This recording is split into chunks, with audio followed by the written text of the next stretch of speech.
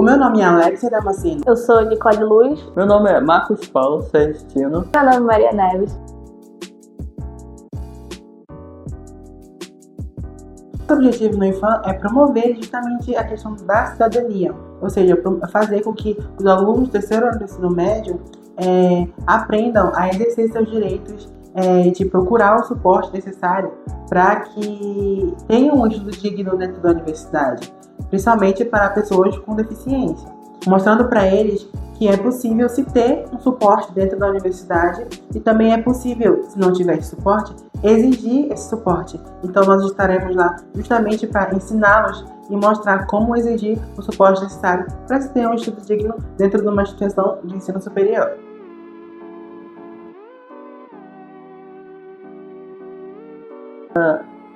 Nosso projeto é voltado para os jovens com deficiência e eles estão incluídos no ensino médio e também para os seus familiares. Esse público foi excluído porque muitas vezes eles não têm acesso adequado com as informações sobre direitos educacionais e as políticas de inclusão e os recursos que a universidade oferece.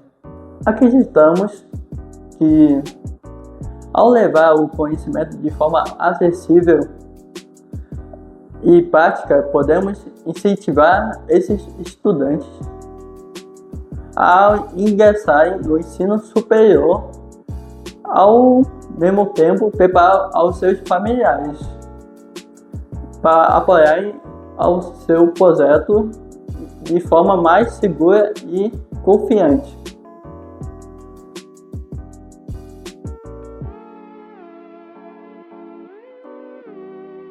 Eu sou diretora de escrita, eu fiz as pesquisas bibliográficas, formatação do documento e os resultados esperados. Eu sou a coordenadora do projeto, eu pesquiso as referências bibliográficas e constitucionais também, e também sou diretora de artes e mídia. Participei da formatação do nosso documento, das articulações com as escolas e as parcerias que nós fizemos para a realização desse projeto. A minha parte é do plano de orçamento e também os contatos com a escola IDAAN e IFAM.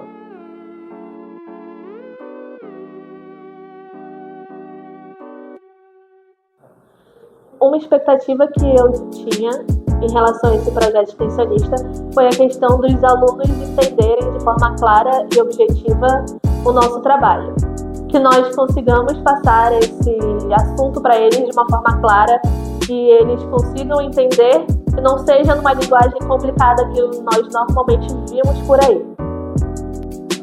A minha expectativa com o projeto é que a gente consiga atender os objetivos específicos que nós propusemos no trabalho, que os alunos consigam entender, que esse conhecimento seja relevante para eles e para os pais, que a nossa proposta é tanto os alunos quanto os responsáveis, para que ambos consigam ser incentivados a dar essa continuidade nos estudos. A minha expectativa na IFAM, eu espero que levem a sério para o futuro deles, para o ensino escolas superiores, para eles verem assim que não é só brincadeira, mas é uma coisa importante para o seu futuro, que você pode ser alguém importante. As minhas expectativas em relação ao nosso trabalho escrito no nosso relatório foram se tornando as melhores por conta de que, quando a gente estava fazendo a gente teve a ideia do nosso projeto, a gente tinha que linkar ela da melhor forma com os livros de teoria da administração, políticas públicas, administração pública. Então, quando a gente foi conseguindo correlacionar a nossa ideia do nosso projeto com os livros que foram repassados para a gente aqui na universidade, pelo professor Daniel Basile, Então, a nossa expectativa começou a subir muito por conta do embasamento teórico que a gente veio conseguindo confirmar durante todas as etapas e as fases do nosso projeto.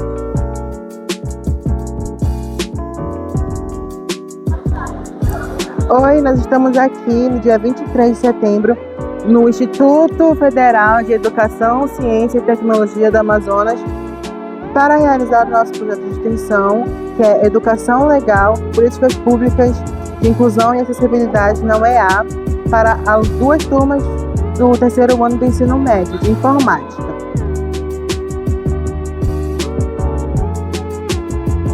Na apresentação feita para os alunos do ensino médio, eu abordei sobre as políticas de inclusão nas universidades em geral, para eles saberem, né, de uma forma geral, que existe políticas de inclusão para pessoas com necessidades específicas, se utilizando de leis, se utilizando de bases teóricas e de todo o arcabouço que o professor repassou para a gente.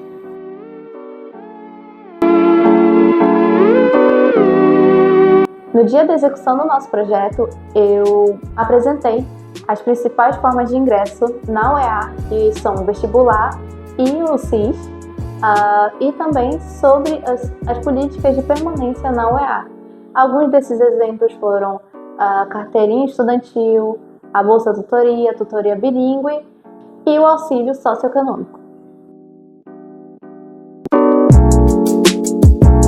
No dia da apresentação do nosso projeto extensionista, eu falei sobre o comitê gestor, eu falei sobre o núcleo de inclusão e suas atribuições para as pessoas com necessidades específicas.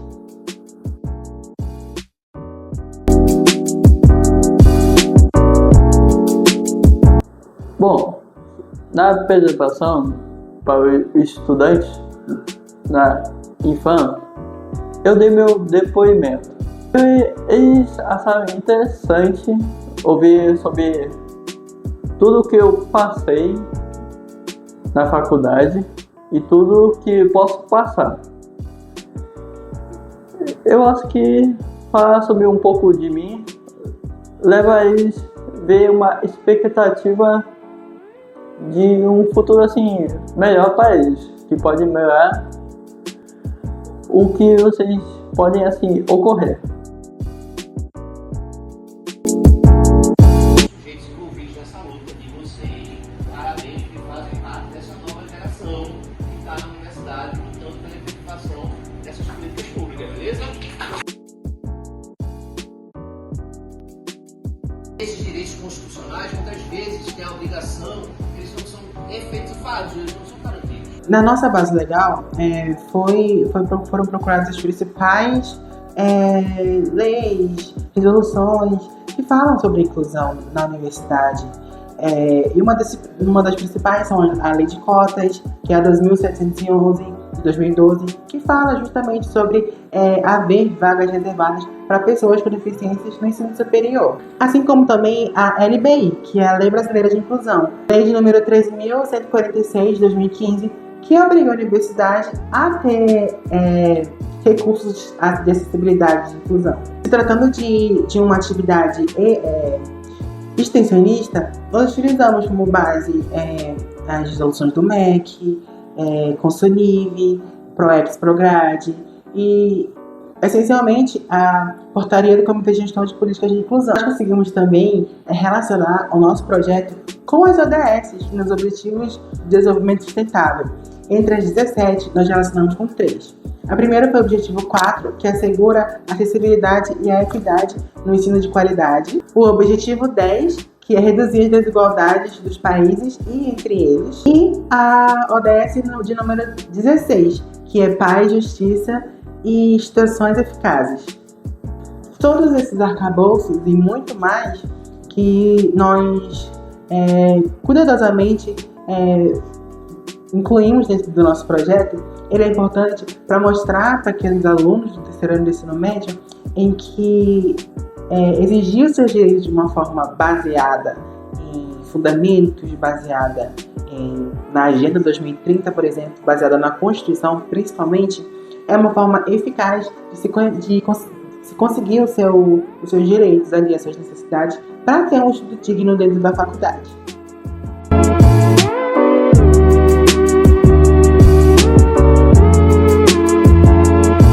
Para mim, um dos maiores desafios que enfrentei durante todo o trajeto do nosso trabalho foi quando começaram a aparecer as contingências, começaram a aparecer coisas que deram um pouco errado, que foram um pouco fora da curva, que acontece em todos os projetos que as pessoas fazem. A diferença é o jeito que você vai lidar. Então, o que foi mais difícil para mim foi manter a calma, para poder direcionar cada um como coordenadora do projeto. Eu preciso manter ali o nosso foco nas coisas e não se dispersar, deixar a situação, os problemas mexerem com o nosso emocional, porque a gente sabe que algumas coisas vão dar errado mesmo. Então, o maior desafio foi realmente sentar, respirar e continuar o nosso trabalho, que deu muito certo no final. No projeto, eu fiquei responsável como diretora de comunicações. Então, algo que foi que nós tivemos bastante dificuldade foi justamente entrar em contato com essas escolas. A gente tentava de uma forma e não tinha retorno. Então, isso, assim, de certa forma desanimou tanto o nosso grupo e particularmente a mim. E também eu apresentei dificuldade na parte mais da parte da fase 1, que foi a parte escrita.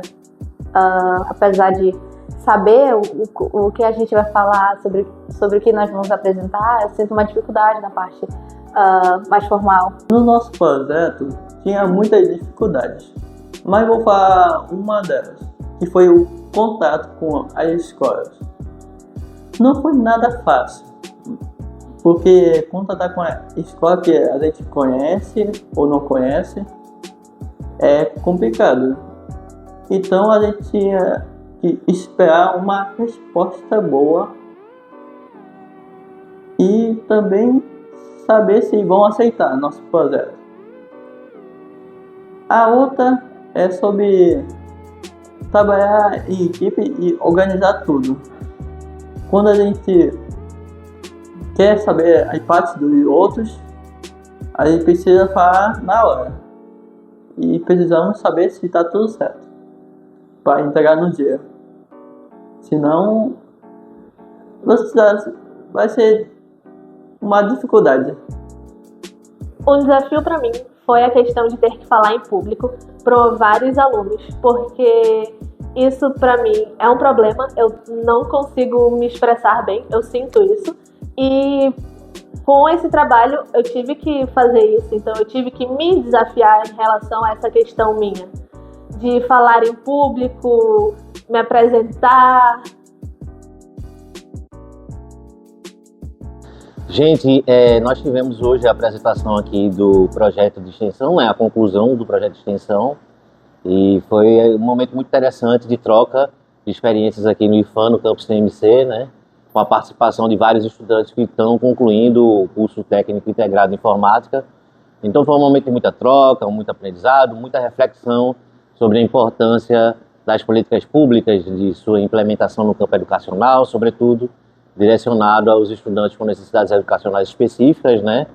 E o grupo está de parabéns pela apresentação, porque conseguiu trazer o panorama geral de como está se dando esse processo de criação de núcleos de inclusão na UEA e de políticas estudantis, políticas institucionais da universidade ligadas à permanência e ao êxito dos estudantes com deficiência na instituição. Então, mais uma vez, parabéns ao grupo, tá certo? Vida longa.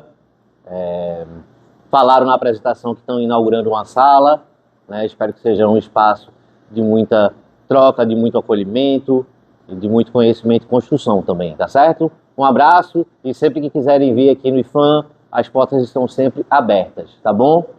Tudo de bom e sucesso! E como nós vamos mensurar os nossos objetivos? Bem, para isso nós criamos um formulário que tinha 5 perguntas, das quais 4 eram mais objetivas, dentre 5 opções. Bem, essas questões elas estão relacionadas ao nível de satisfação com a nossa apresentação, o nível de conhecimento que eles tinham antes da nossa apresentação o impacto do nosso projeto com o termo abordado e também se nosso projeto incentivou eles a buscarem mais informações e direitos de acessibilidade e inclusão no campo educacional. Quanto ao nível da apresentação, nossos resultados foram bem positivos. Ficaram entre muito satisfeito e insatisfeito. A segunda questão era justamente o nível de conhecimento que eles tinham antes do nosso projeto. Nessa questão, nós tivemos bastante variação, então todas as alternativas foram bem medianas, dizendo que tinha muito conhecimento moderado, pouco ou nenhum conhecimento. Já a terceira questão, o impacto do nosso projeto com essas informações, eles também foram muito positivos, sendo de grande impacto e de bom impacto. Já a quarta questão é que busca saber se a nossa apresentação ela incentivou a buscar sobre esses direitos. Nós tivemos uma resposta mediana a bom. Bem, incentivou moderadamente, incentivou bastante, incentivou muito. E para essas 4 primeiras questões, nós utilizamos o modelo da escala Likert. Já a quinta e última questão, nós realizamos a abertura de sugestões e também para falar um pouco sobre a nossa apresentação, se eles gostaram. Então ficou muito dessa parte deles escreverem o que eles acharam, como nós podemos melhorar.